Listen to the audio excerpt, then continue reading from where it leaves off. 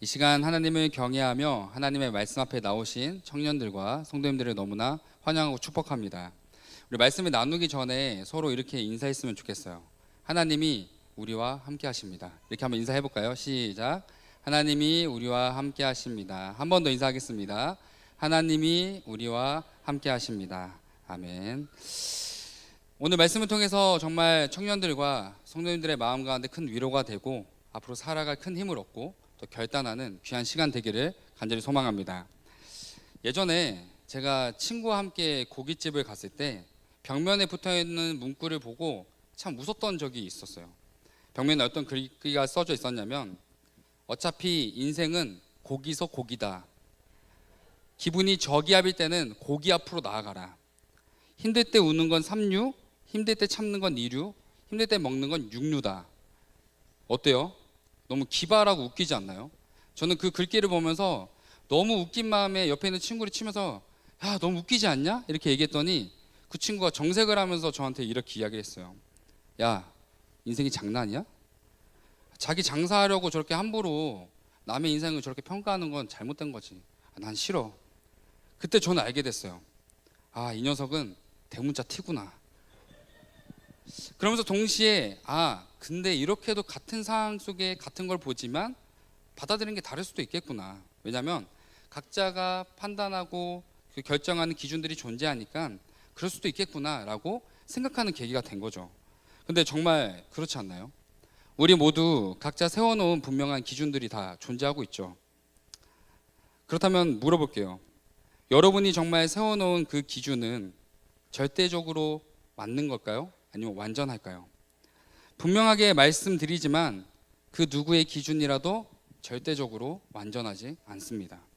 아니, 절대적으로 불확실한 기준이 바로 우리가 가지고 있는 기준이다라는 것이죠. 한 가지 제가 상황을 예로 들어서 한번 말씀드려볼게요. 잘 생각을 해보세요. 두 커플이 중요한 기념일을 앞두고 있었고 기념일을 보냈어요. A라는 커플의 남자친구는 중요한 기념일이 되기 전에 최고급 레스토랑을 예약해서 거기서 맛있게 식사를 하고 밤에 한강에서 유람선을 타고 그 기념일을 정말 뜻깊게 보냈어요. B라는 커플의 남자친구는 기념일날 근처에서 산책을 하고 분식점에서 그냥 떡볶이를 먹고 헤어졌어요. 자, A와 B 두 커플의 기념일의 모습을 비교해 봤을 때 누가 더 많은 준비를 하고 누가 더 기념일을 행복하게 보냈을까요? A와 B 커플 중에 아마 다들 속으로 A 아닐까? 당연히 최고급 레스토랑에서 유람선에 탄 커플이 더 행복하지 않았을까라고 아마 마음속으로 생각하셨을 거예요.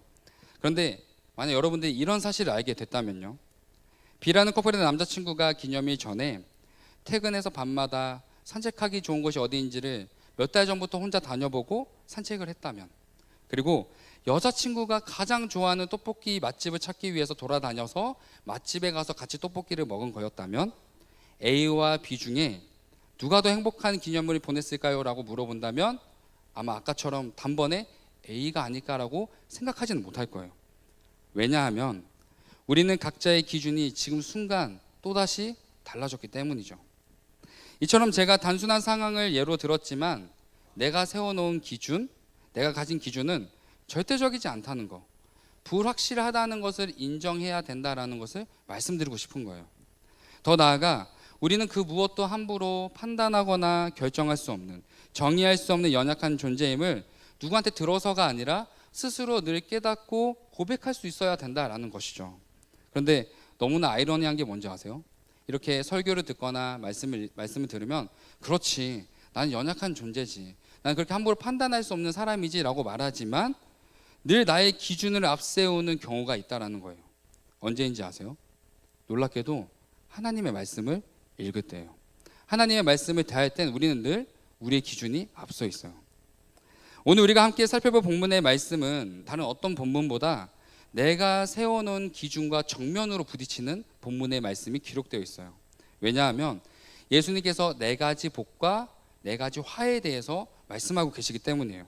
자, 먼저 예수님은 본문에서 네 가지 복에 대해 이렇게 말씀하시죠. 첫째, 가난한 자는 복이 있다. 지금 줄인 자에게는 복이 있다. 지금 우는 자에게는 복이 있다. 마지막으로 넷째, 핍박받는 자에게는 복이 있다. 어때요? 예수님이 말씀하신 이 네 가지 복이 정말 복받을 상황인가요?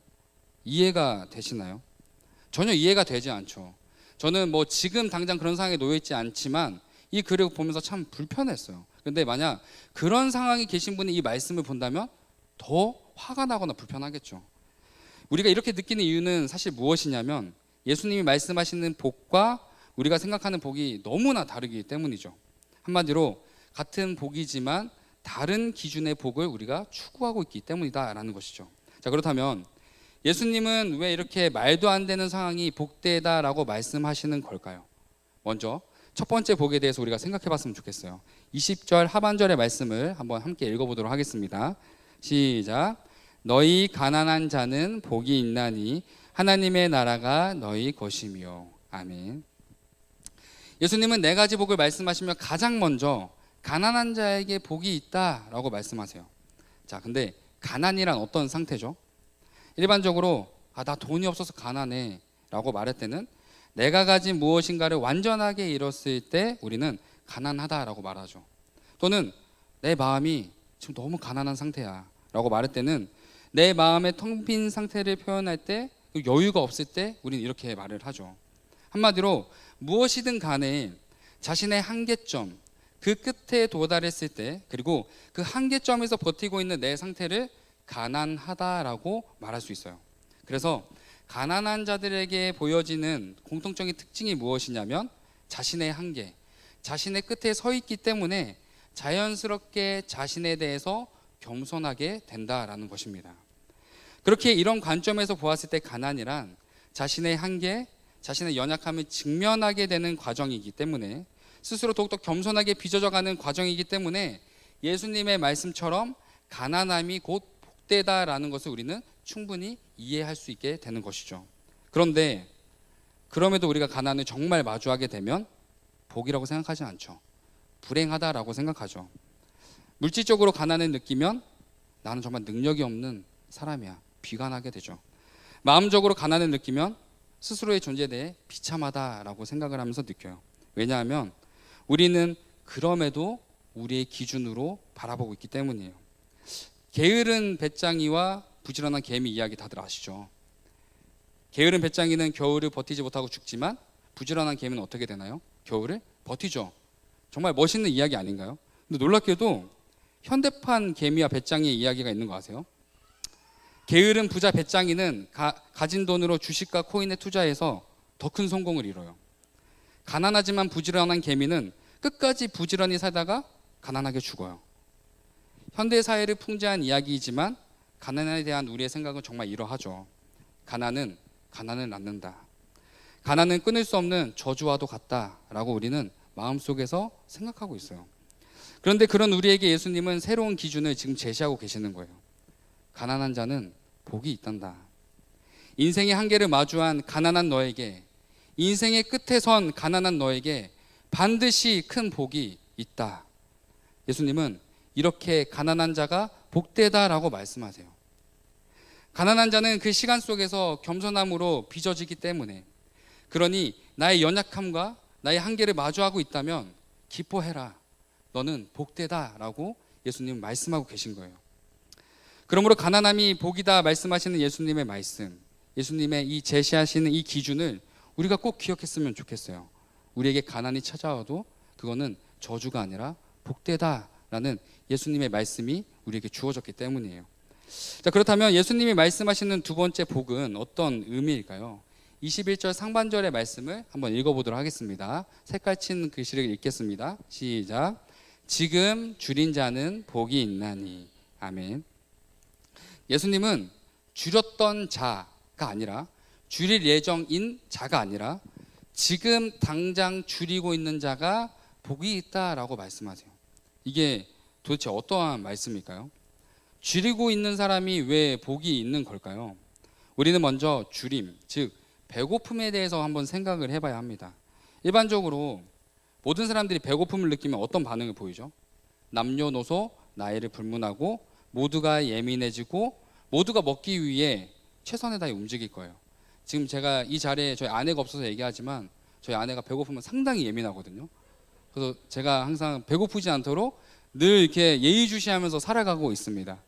네, 아무튼 뒷감당이 좀 두렵긴 한데, 아무튼 그래서 모든 사람들이 배가 고프면 누워 있더라도 어떻게 하죠? 일어나죠.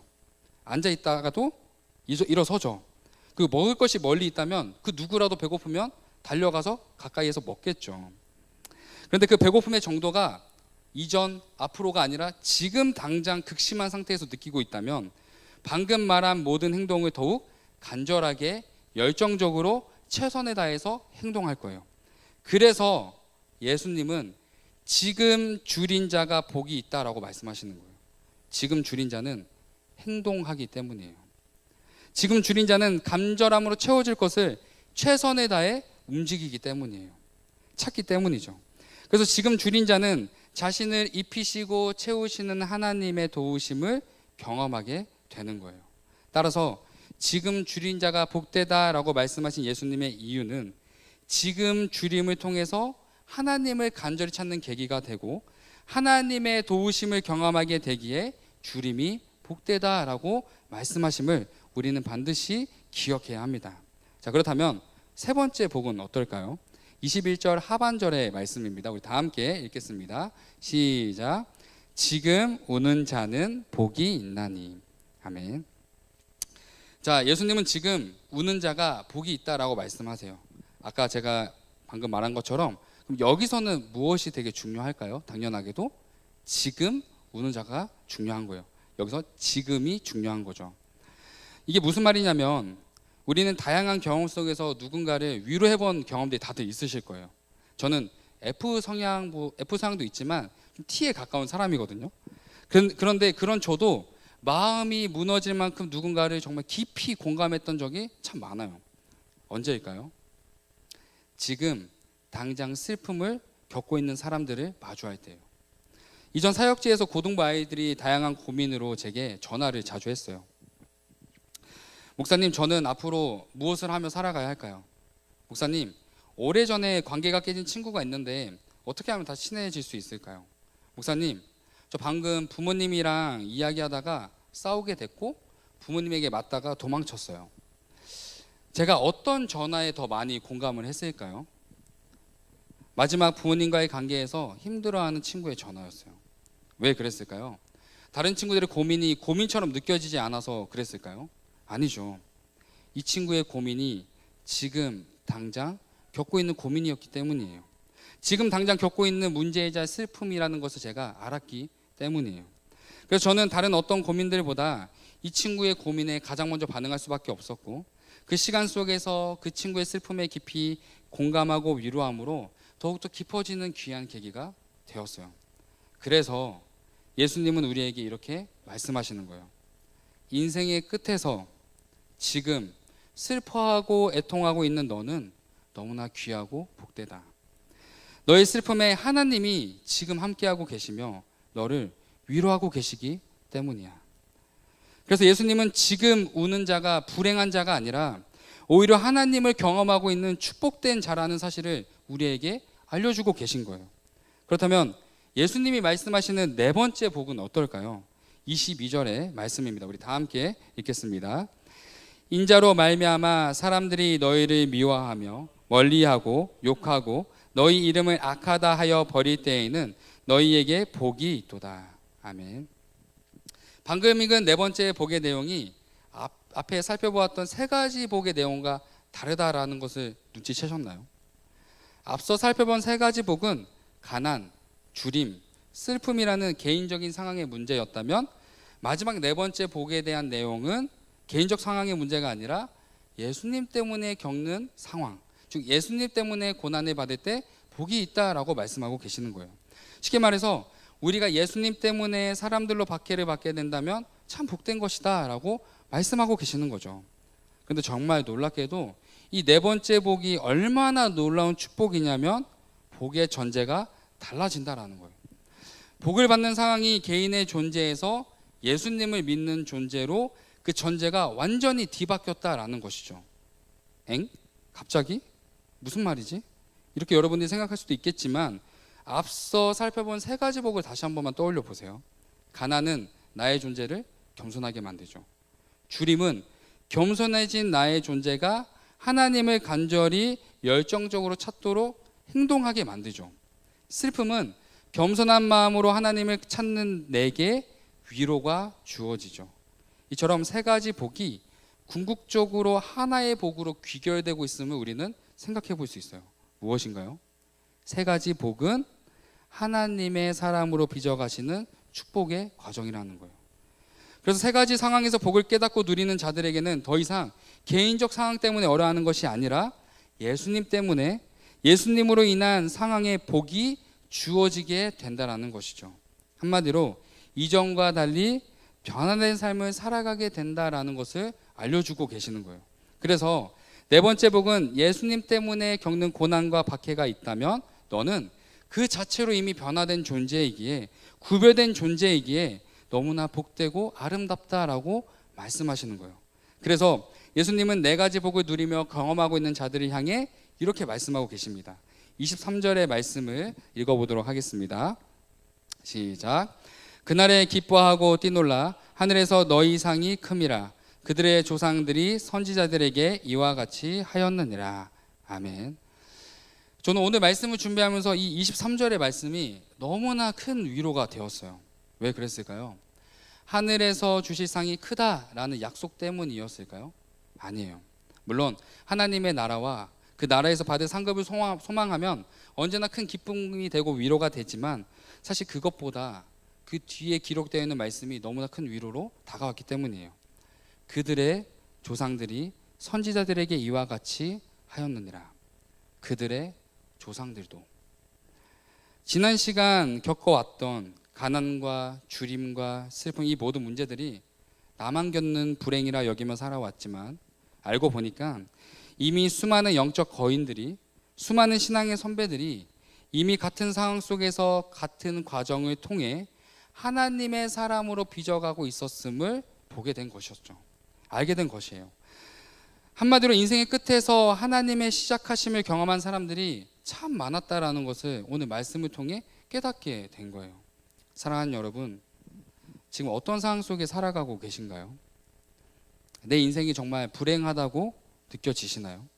그렇다면 내 기준을 내려놓고 예수님이 제시하시는 기준으로 복을 누리시길 바라요. 내 마음의 큰 아픔과 상처로 인해 무력하고 힘든 시간을 보내고 계신가요? 그렇다면 내 기준을 내려놓고 예수님의 복을 기억하시길 소망합니다. 나의 끝을 마주하고 있다는 건 하나님의 일하심의 축복이 내게 예비되어 있고 곧 시작된다라는 놀라운 사실을 꼭 기억하며 고백하시기를 바랍니다. 제가 설교를 마무리하면서 제 이야기를 잠깐 나누려고 해요. 제게는 1살 형이 있거든요. 이름이 조요한이에요. 저희 담임 목사님과 이름이 똑같죠. 그런데 저희 형은 아주 어릴 때부터 뇌전증, 지금으로 말하면 뭐 간질이라는 병명으로 오랫동안 지금 그 간질을 앓고 있어요. 그래서 어릴 때부터 형을 지켜보고 자랐던 저는 형이 아프다는 이유만으로 참 많은 어려움을 겪어야만 했어요. 1살 위였던 형들에게 장애인 동생이라는 놀림을 받아야 했고 괴롭힘도 수없이 당했죠. 다른 친구 형제들을 보면서 너무나 부러워서 시기도 하고 질투도 하고 그런 친구들 찾아가 막 때리기도 했어요. 그래서 그때 어렸던 저는 하나님께 이렇게 기도했어요. 하나님, 왜 우리 형이 아파야 하나요? 왜 아픈 형 때문에 저도 힘들어야 하나요? 하나님 살아계신 거 맞나요? 공평하시다고 하시는 하나님, 사랑이라고 하시는 하나님이 정말 맞나요? 저는 이렇게 불평과 불만을 가득 담아서 어린 시절 하나님께 늘 원망의 기도만 드렸어요. 그렇게 몇 년이 흘러 대학생이 되었을 때 저는 하나님께 이렇게 기도했어요. 하나님, 형을 돌보시는 부모님의 몸과 마음이 지치지 않도록 도와주세요. 그리고 정말 하나님이 살아계신다면 우리 가정에 왜 형이 있어야 하는지, 왜 형이 아파야 하는지 그 이유를 알려주세요. 그렇게 또 몇 년이 시간이 흘렀을 때 저는 하나님께 이렇게 기도했어요. 하나님, 우리 가정에 형을 보내주셔서 너무 감사해요. 형의 모습 그대로 하나님의 나라와 뜻을 위해 사용해 주세요. 형이 아프다는 상황과 환경은 전혀 달라진 게 없었지만 어느 순간 제 기도는 완전히 달라지게 됐어요. 형의 아픔을 바라보는 제 기준이 180도 달라졌기 때문이에요. 왜냐하면 형의 아픔이 더 이상 내게 상처와 아픔이라는 것, 고난이라는 것을 아니라는 것을 깨닫게 된 것이죠. 형의 아픔 때문에 내가 하나님 앞에 더욱더 나아가고 있다는 걸 알게 됐어요. 형의 아픔 때문에 내가 하나님 앞에 나아가는 것에 있어서 만족하지 않고 더욱더 간절히 찾고 부르짖고 있다라는 모습을 돌아보게 된 거예요. 형의 아픔 때문에 우리 가정이 하나님 안에서 계속해서 기도하며 하나님을 찾고 있는 그 놀라운 축복을 경험하고 있다는 것을 깨닫게 되었기 때문이에요. 그래서 내게 주어진 상황과 환경은 아무것도 달라진 게 없었지만 형을 바라보는 내 기준이 달라짐으로써 오히려 형을 통해 살아계시며 일하시는 하나님을 누리며 경험하는 축복의 삶을 살아가게 되었습니다. 그리고 놀랍게도 지금도 그 상황은 달라진 게 없어요. 여전히 저희 형은 그 병을 앓고 살아가고 있지만 저와 저희 가족은 그 축복 속에서 살아가고 있습니다. 사랑하는 여러분, 주변에서 하나님을 인격적으로 만났다고 말하는 사람들이 참 많죠. 그런데 그런 사람들의 공통점이 있어요. 대부분 감당할 수 없는 고통과 고난 속에 그 누구도 의지할 수 없고 다 포기하려 할 때 인생의 끝에서 하나님을 인격적으로 만났다라고 말한다는 거예요. 왜 그럴까요? 하나님은 우리의 고통과 슬픔 밖에 계신 분이 아니라 하나님은 나의 고통과 슬픔 안에 지금 우리와 함께하고 계시기 때문이에요. 하나님은 우리의 고통 중에 함께 하시며 우리의 고통을 하나도 허비하지 않으시는 분이시기 때문이에요. 그러므로 우리가 고통과 고난이라고 말하는 그 순간은 오히려 하나님을 경험하게 되는 놀라운 축복이자 복된 순간임을 꼭 기억하셨으면 좋겠습니다.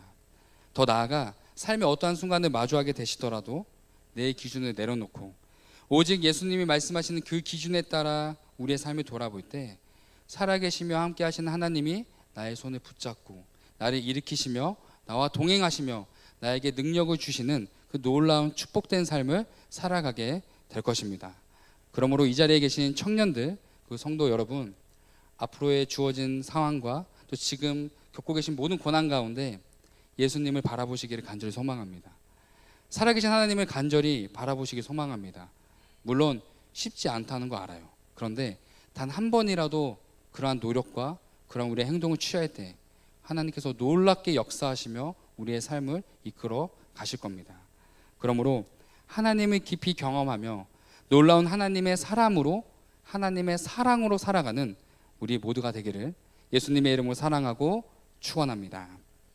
우리 다 같이 자리에서 일어나 오늘 말씀을 기억하며 찬양을 함께 고백했으면 좋겠어요. 함께 찬양할 고백은 찬양은 예수 늘 함께 하시네라는 찬양인데 정말 우리와 함께 하시는 예수님이 정말 내 삶에 가까이 계시는구나. 정말 내가 하나님이 살아계신다 말씀만 하고 고백만 하는 것이 아니라 정말 내 삶에 함께하고 계신 하나님을 경험하기 원합니다. 경험하고 싶습니다 라는 마음으로 우리 이 찬양을 함께 고백했으면